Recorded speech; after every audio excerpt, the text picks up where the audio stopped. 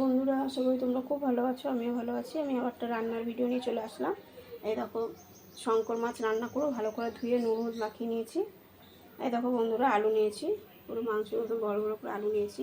এখানে আদা নিয়েছি, রসুন নিয়েছি, জিরা নিয়েছি, আর একটুখানি টমেটো নিয়েছি। টমেটোটা করে গা ভাত করে, আর এই কাঁচা লঙ্কা নিয়েছি, আর পেঁয়াজ কুচিয়ে নিয়েছি। এটা এই মশলাটা পেস্ট করে নিই।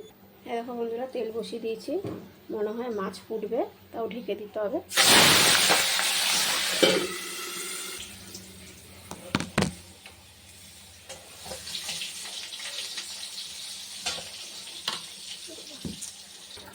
আলুটা ভাজা হয়ে গেছে। এই মশলা তেজপাতা, শুকনো লঙ্কা, এলাচ, দারচিনি, লবঙ্গ দিয়ে দিলাম, আর জিরা দিয়ে দিয়েছিলাম। জিরাটা বলতে ভুলে গেছি। ওই যে পেঁয়াজ দিয়ে দিলাম।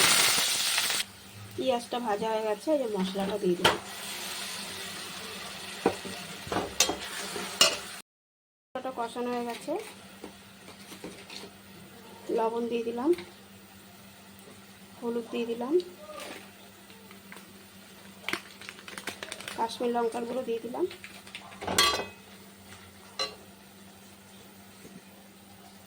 একটুখানি হালকা জল দিয়ে দিলাম।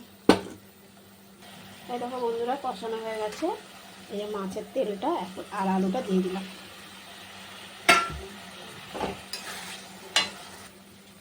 এরকম মাছগুলো দিয়ে দিলাম। মাছগুলো হালকাই পেয়েছি, বেশি ভাজিনি।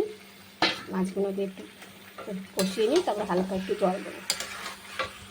এরকম মাছটা পুরো কষানো হয়ে গেছে, আলু টালু দিয়ে ভালো করে তেল বেরিয়ে গেছে। এই যে জল দিয়ে দিলাম।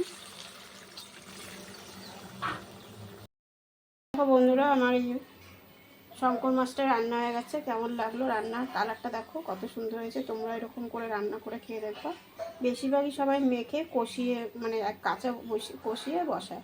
কাঁচাটা বসালে কী হবে তো ভেঙে যায়, আর ভেজে নিলে হালকা ভেজেছি, একটা মাছও ভাঙিনি। দেখো যেরকম মাছ সেরকম রয়েছে। তো আমার রান্নাটা খুব টেস্টি হয়েছে। তোমরা এরকম করে বানিয়ে খেয়ে দেখো, ভালো লাগবে।